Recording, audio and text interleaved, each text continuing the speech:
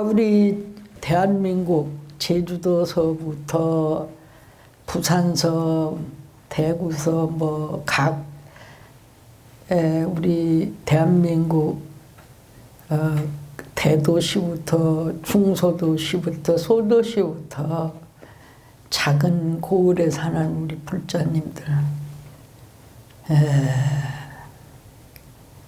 이렇게 코로나19로 해서 세상이 어지러운 이때도 용감하게 아프지 않고 무탈하게 지내서 참으로 다행스럽고 고맙게 생각합니다. 이 모두가 다 부처님의 가호력과 또 84,000 제대보살님 가피력이며 일체 호법 성중님들의 대무실력이 아닌가 나는 그렇게 생각합니다. 우리 불자님들이 개태사를 향한 마음, 우리는 모두가 중생사에서 살고 있기 때문에 어차피 고생의 바다에 떨어진 것입니다. 그래서 크고 작고 그 넘실대는 파도를 타고 올라갔다 내려갔다 위험했다 평탄했다 이렇게 사는 것입니다. 그런 세월을 쭉 살면서 우리가 온 고향은 어딘가 또 어떻게 살 것인가 어디로 갈 것인가를 고민하게 되는 것이 고지능자들 내지 현명한 사람들의 판단입니다. 그것을 일찍부터 약 3000여 년 된 세월부터 모든 이들을 위해서 고민했던 부처님을 위시로 해서 많은 성인들이 계셨습니다. 그런데 우리는 아직까지도 미혹의 물결에서 긍정과 부정을 번갈아 하면서 아직도 올바른 신심을 그렇게 갖지는 못하고 살고 있지는 않은가 그런 생각을 하게 됩니다. 오늘도 미력이지만 오늘은 우리가 예수제 중에서 8제 평등대왕의 날이며 노사나 부처님이 원불이신 날입니다. 이 지금 제7전에 이제 관세음보살님까지 죽은 자들이 이제 심판이 어지간히 끝나고 평등대왕으로 이제 오늘 8제는 어떠한 상황에 이르렀냐면 100일째 되는 날 심판 날이에요. 그 100일째라는 것은 뭐냐고 하면 100일 되는 동안에 그와 영가와 인연 있는 중생들이 그를 위해서 복을 줘주는가 안 줘주는가에 따라서 죄의 경중이 달라진다고 합니다. 그래서 이 평등대왕이라고 하시는 분은 그래서 평등하다는 거예요. 평등하게 고르게 재판을 하신다. 이런 뜻인데 이런 분 앞에까지 가는 당도하는 길은 엄청나게 무섭다고 그래. 얼음으로 그냥 비죽비죽 그냥 칼날같이 솟은 그런 땅에 맨발로 걸어서 가는데 온몸 마디마디가 부서지고 그 참혹한 비명이 끊이지 않는다고 그래. 물론 선업을 진 사람들은 좋은 데로 가. 근데 여기서 보면은 이분이 재판하는 유형은 어떤 사람인가 하면 신업, 신구의 중에 신업, 즉 몸으로 죄를 지은 그 죄인을 심판한다. 사람이 몸으로는 어떤 죄를 짓느냐? 살생하고 도적질하고 사음한다. 이 세 가지 죄를 특별히 다룬다고 그래. 그러고 이제 어른, 노인을 술 먹고 그냥 어른도 없고 막 이렇게 행패 부리고 사는 사람. 그리고 남을 모함해서 나쁜 길로 막 몰아넣는 사람. 이렇게 하는데 그 살생이라고 하는 것은 사실은 굉장히 광범위해. 그래서 최고 살인부터, 즉 우리 같은 그 부류의 인간 대 인간의 죽임을 말하는 게 살인이고, 그 다음에 이제 뭐 축생에서 미물에 이르도록 죽임을 하는 것이 이제 토탈 살생이라고 말한다. 이 살생이라는 건 죽일 살자의 날생자야.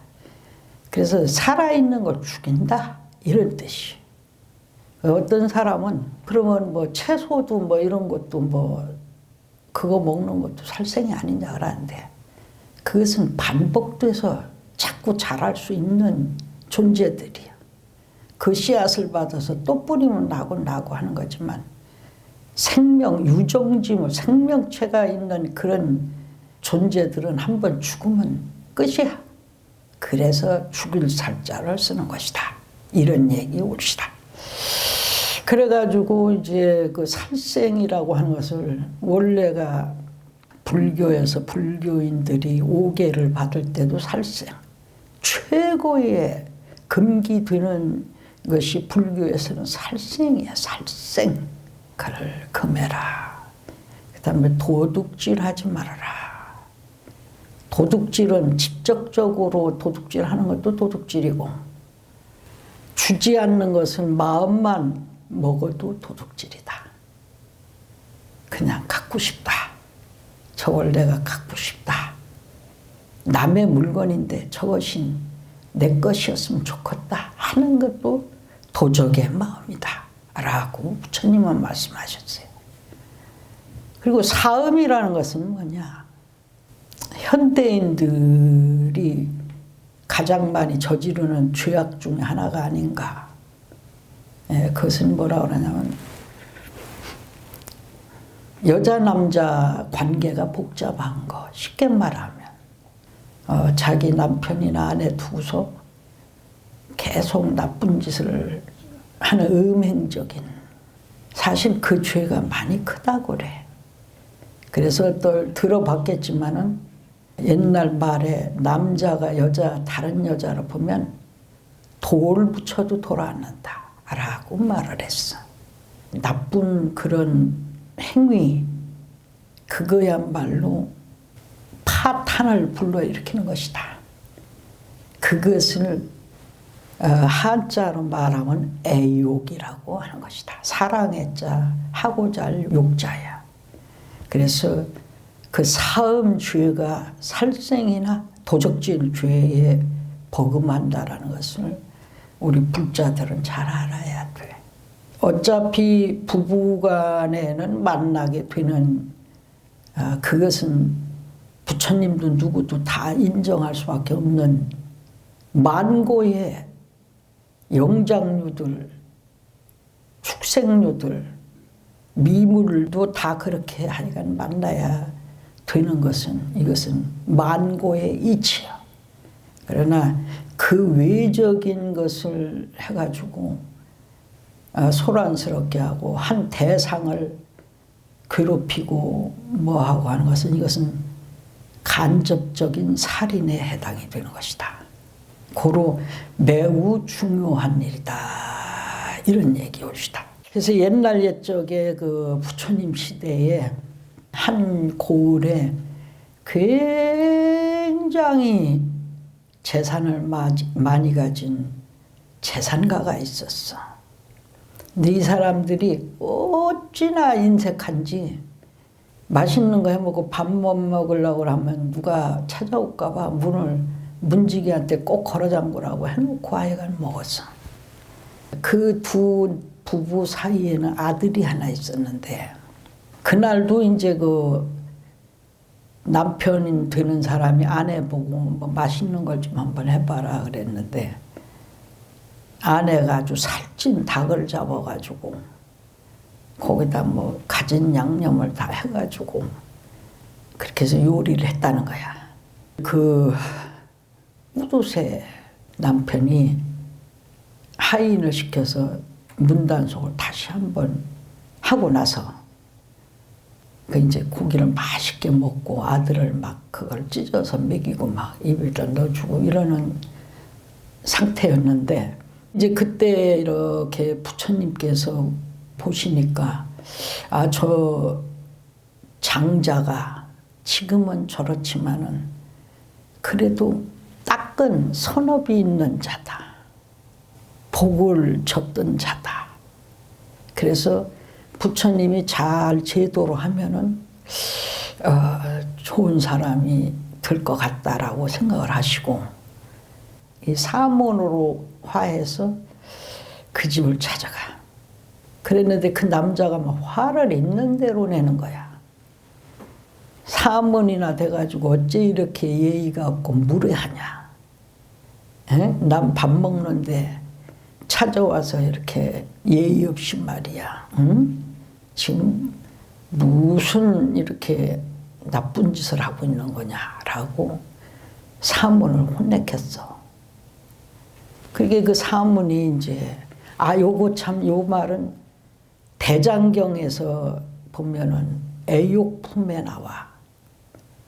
그러는데 이제 이 사문이 이제 그때 뭐라 하느냐. 적선을 좀 해라. 보시 좀 하시오. 당신이 내게 보시를 좀 베풀면 더 큰 부자가 될 것이다. 라고 말을 했어. 그러니까 너도 못 먹고 이렇게 적선을 구하는 주제에 누구를 잘 되게 해주냐. 뭐 하여간 이런 식으로 빈정사 됐어. 아주 나쁜 사문이라고 희책을 한 거야. 그때 이제 이 저기가 뭐라 하느냐면은 나쁘고 무례하기로 말하면 그대보다 더한 사람이 있겠는가 라고 얘기를 했어요. 그래 나는 내 거를 지금 먹고 있는 나를 갖다가 네가 갑자기 찾아와가지고 보시를 하라는 둥, 뭐 하라는 둥 하면서 이 즐거운 자리를 형편없이 만들면서 무슨 그런 저기를 하느냐라고 해서 이 부처님께서 뭐라 하시냐. 그대야말로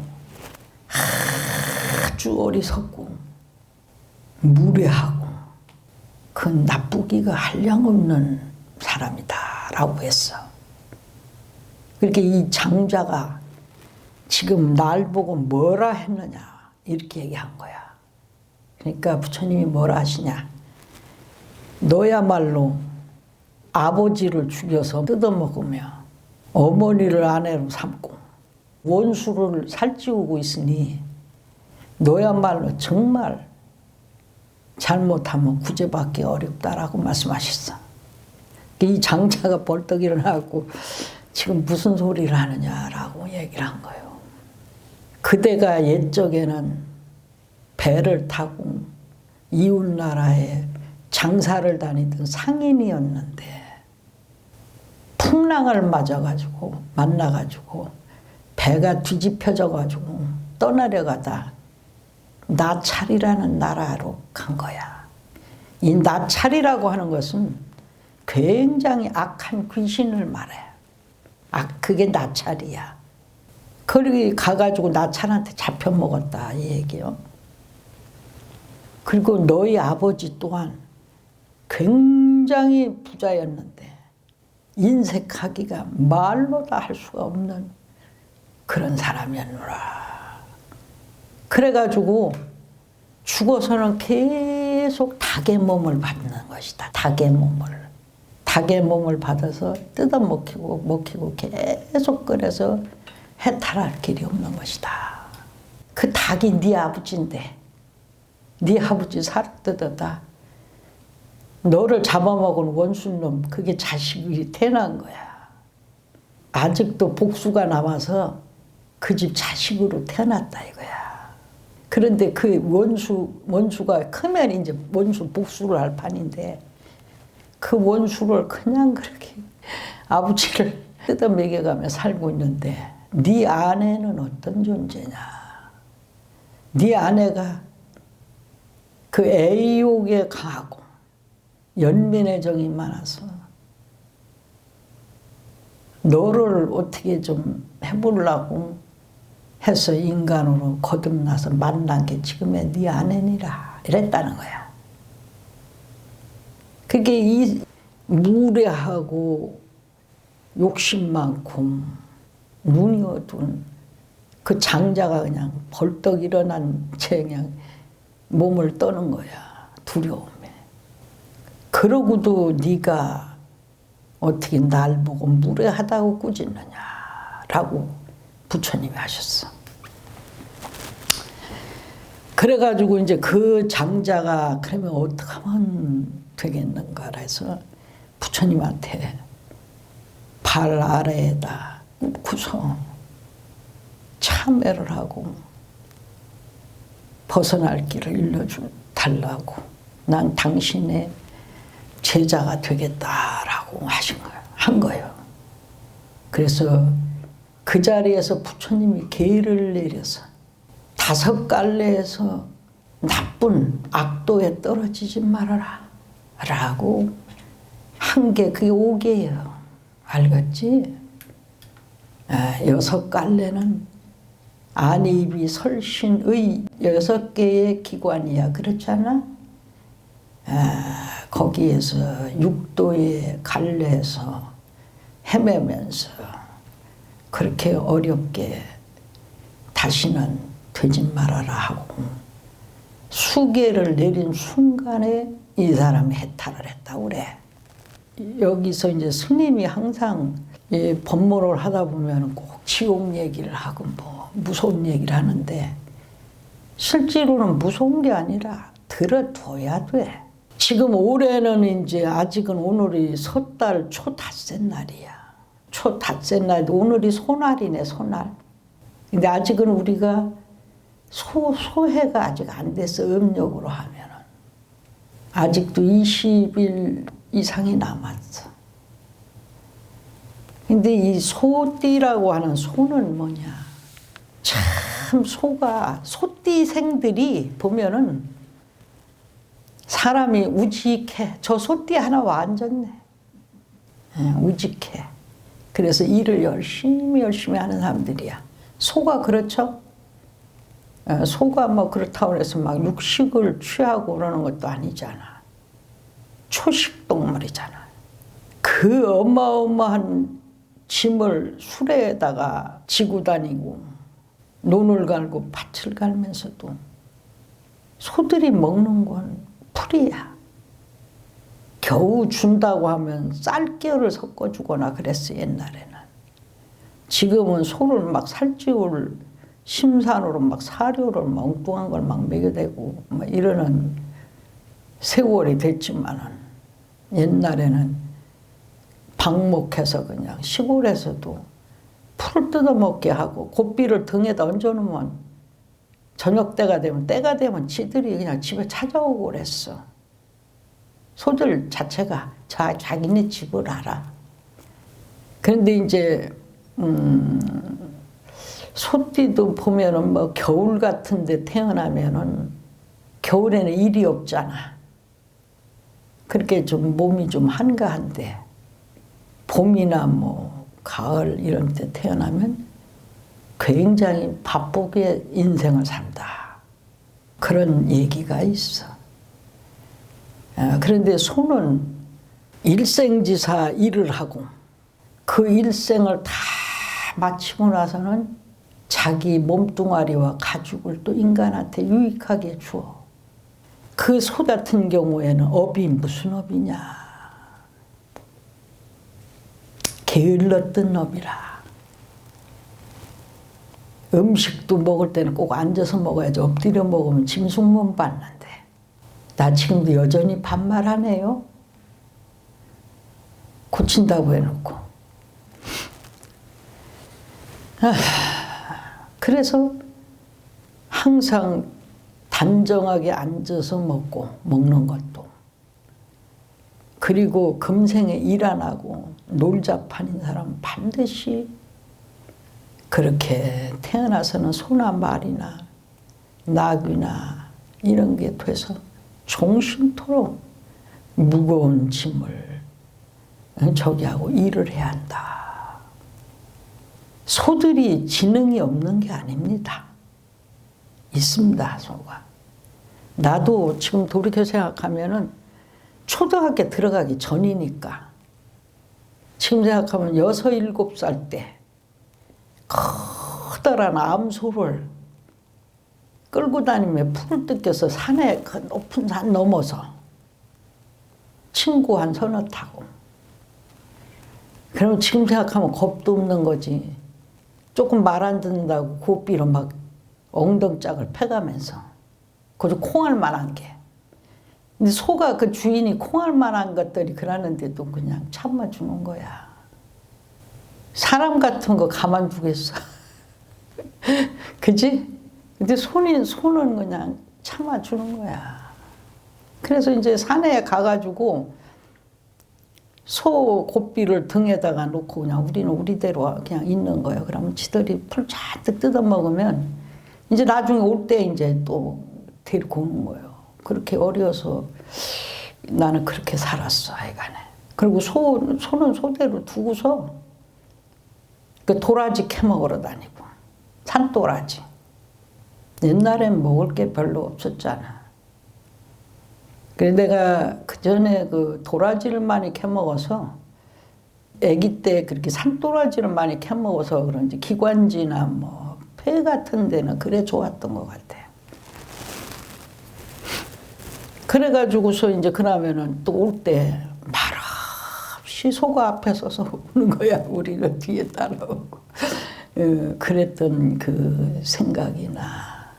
그래서 어쨌든 소띠에는 소처럼 우리 불자들도 묵묵히 인내하고 참고 잘 사는 그런 저기가 됐으면 참으로 좋겠다, 이런 말입니다.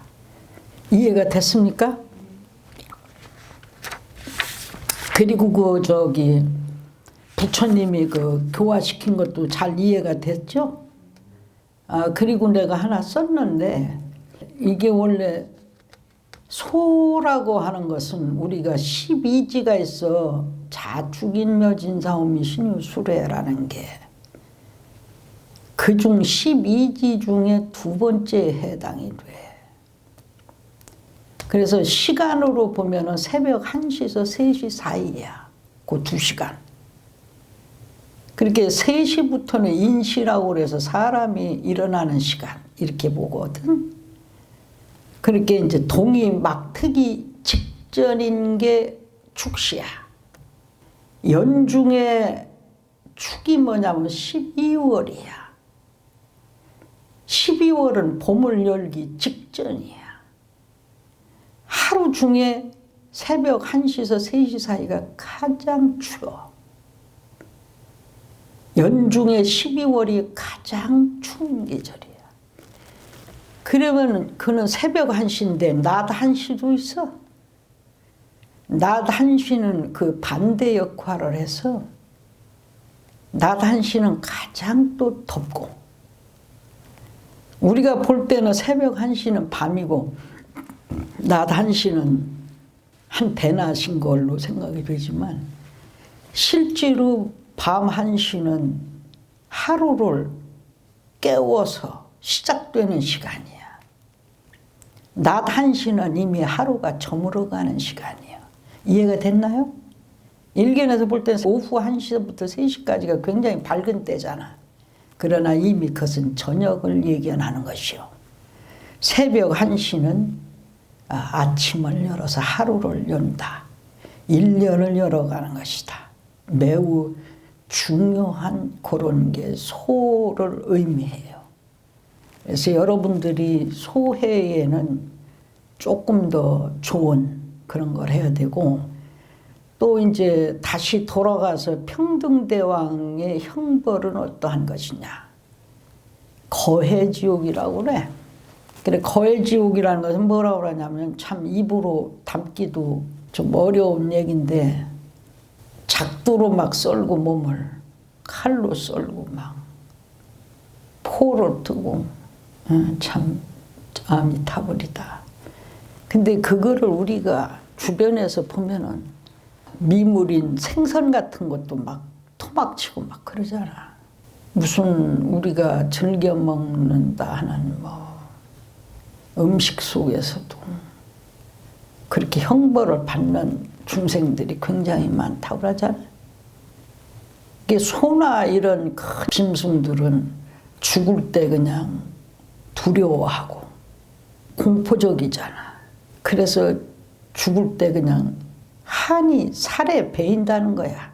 그래서 그런 육식을 많이 하면은 사람도 포악해지고 동물적으로 변한다. 그래서 초식 동물들이 보면 모양새 자체도 좀 온순해 보이지.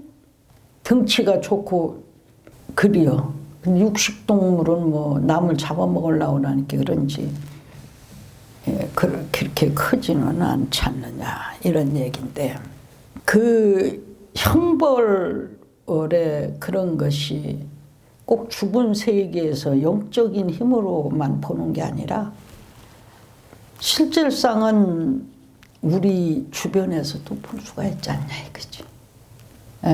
말을 잘못하면 뭐 요새는 먹고 사는 게 대부분 뭐 고기 장사 뭐 이런 집이기 때문에 그것도 본인들의 또 타고난 업이지. 그렇게 죽임을 당하는 자들이 죽이는 자를 어떻게 보느냐면 나찰로 보는 거야. 그래서 보면은 이제 큰 동물, 머리가 이렇게 별도로 딱 이렇게 사람처럼 있어가지고 한 동물은 두려우면 큰 소리를 내지만 작은 물고기나 이런 것들은 아무리 괴로워도 소리를 못 내잖아. 그래서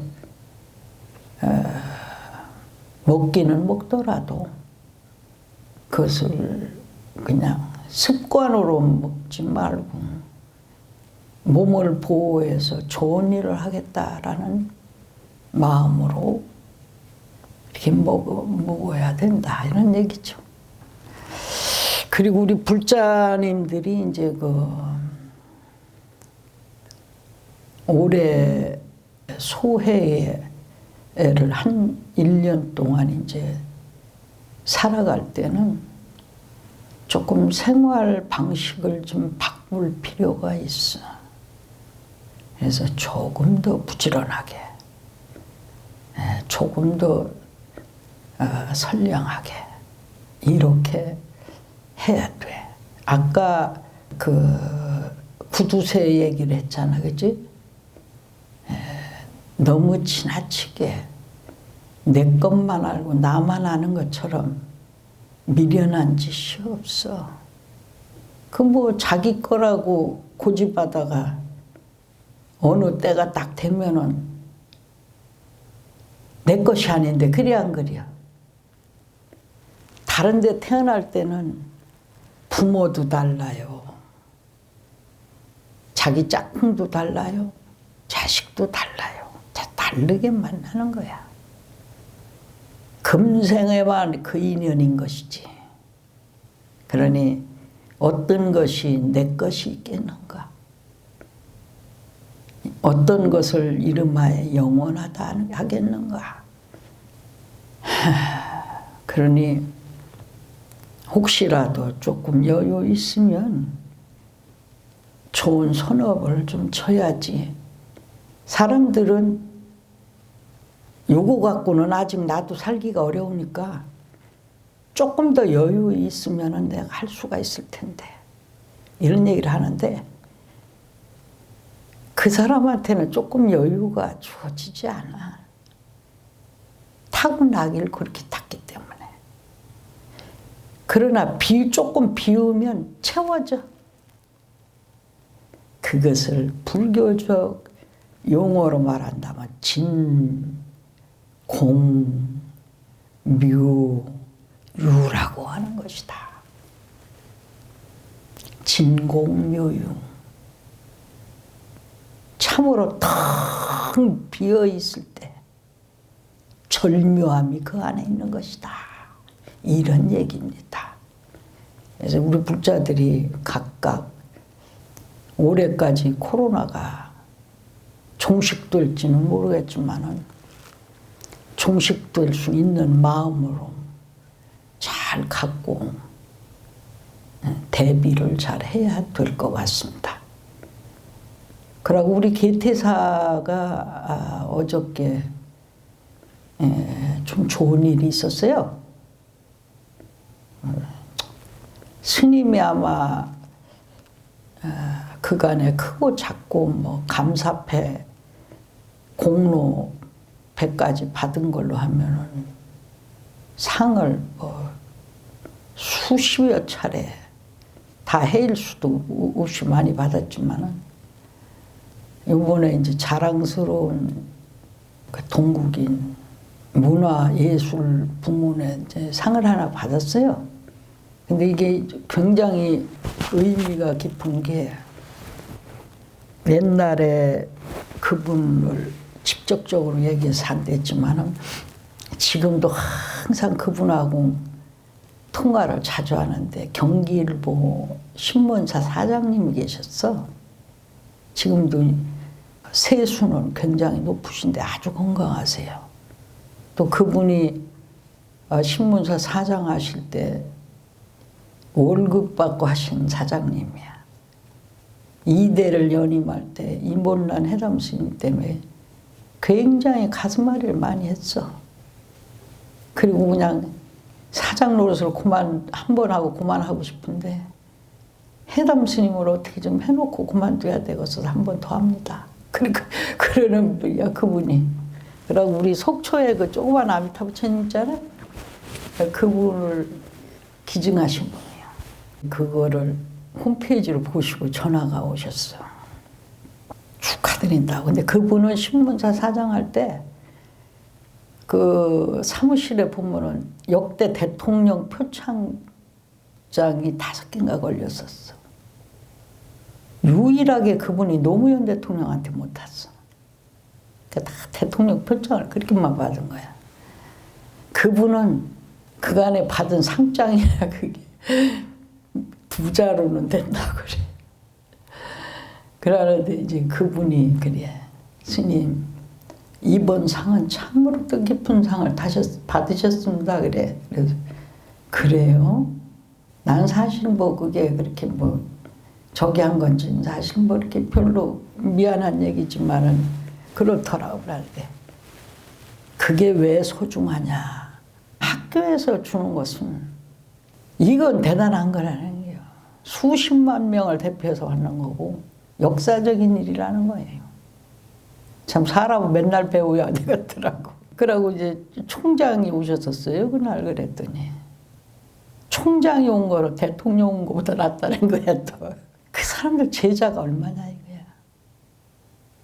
그러면서 참 매우 좋은 상을 스님께서 받으셨다고. 우리 스님한테는 진짜 세상에 없는 상을 다 드려도 모질랄 것 같다고 말씀을 하시오. 그렇게 얘기를 한 참 고맙더라고. 그래서 이제 어떻게 그걸 하나 주셔서 받았어. 받으면서 우리 불자들의 노고라고 나는 생각이 되고 스님을 믿고 스님 말 한마디면 법처럼 따라준 우리 내 불자들. 또 스님하고 비록 인연이 다해서 떠나갔더라도 그 옛날에 화불을 모신 사람들, 그런 사람들의 지대한 공이 아닌가.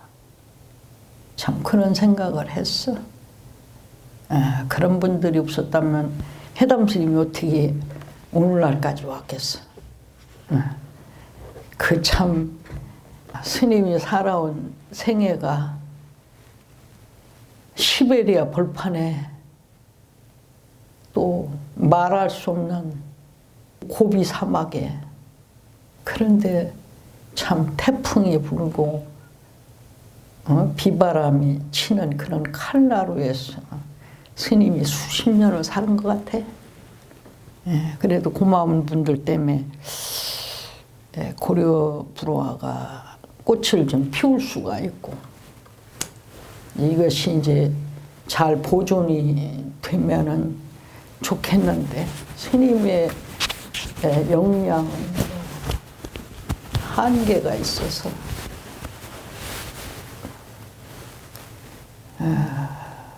그렇고, 그래서 스님이 이제 나머지 생애는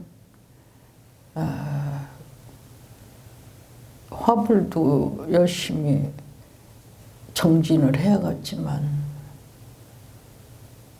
나를 향한 우리 불자들이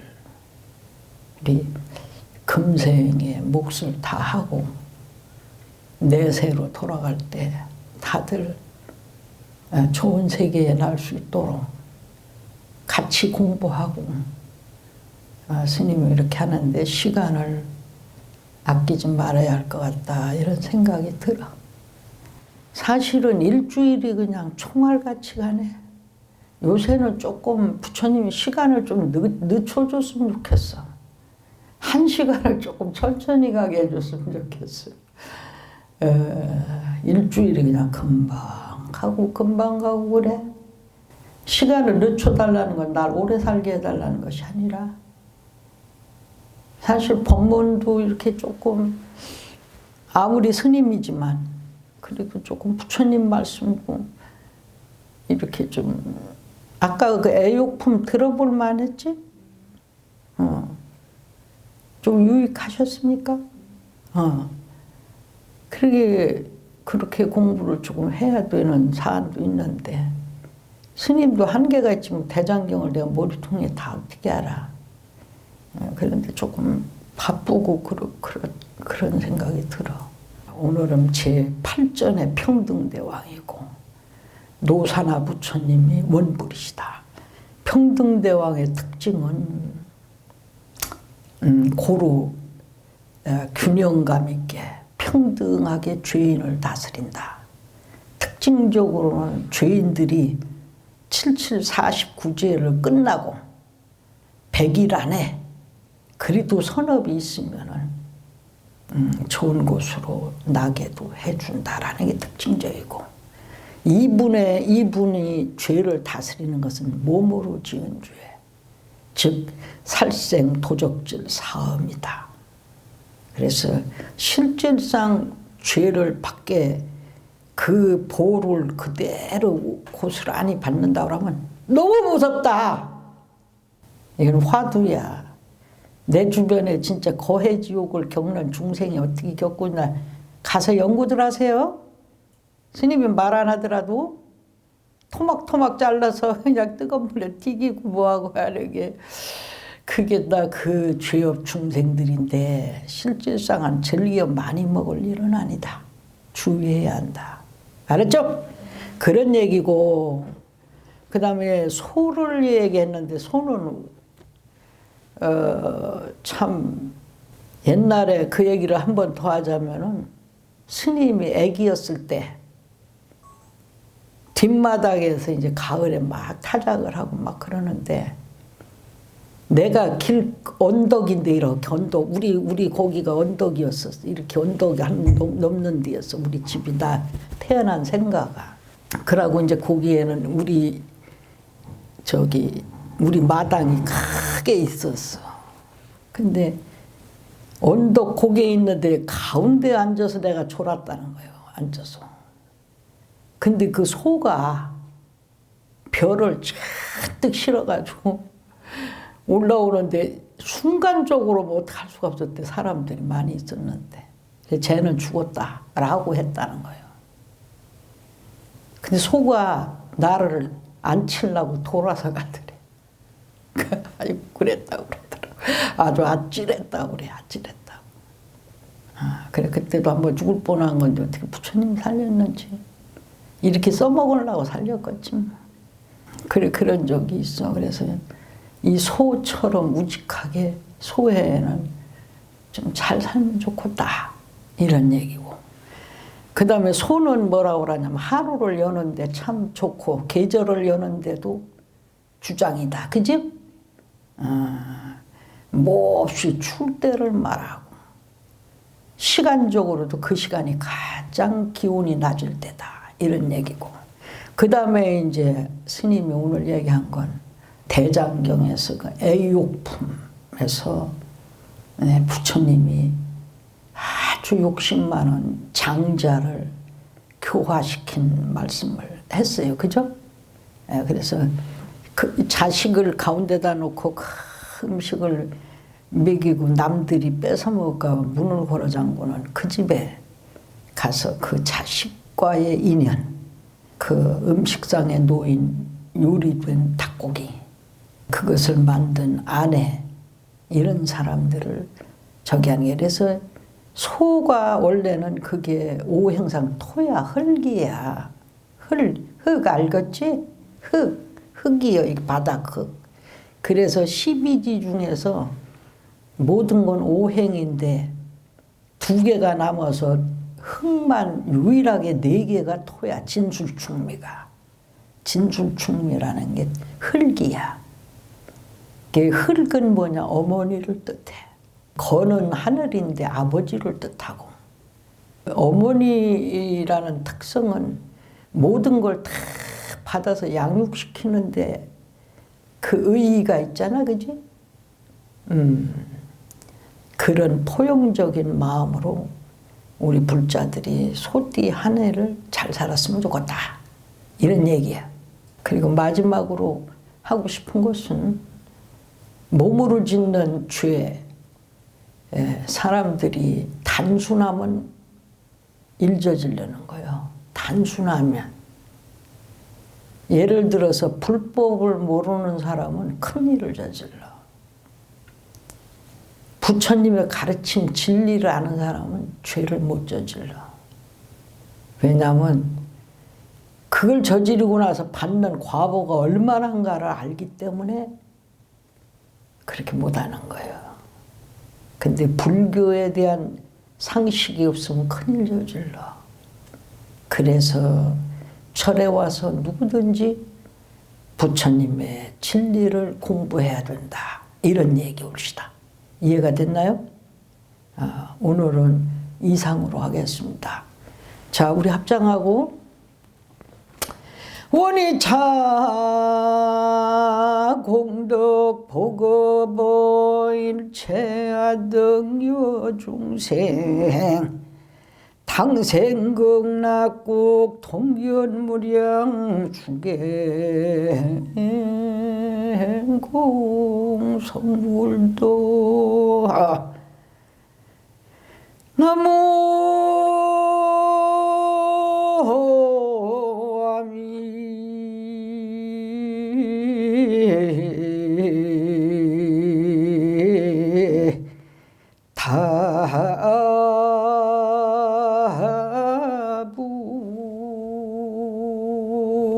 다부할 성불되소서.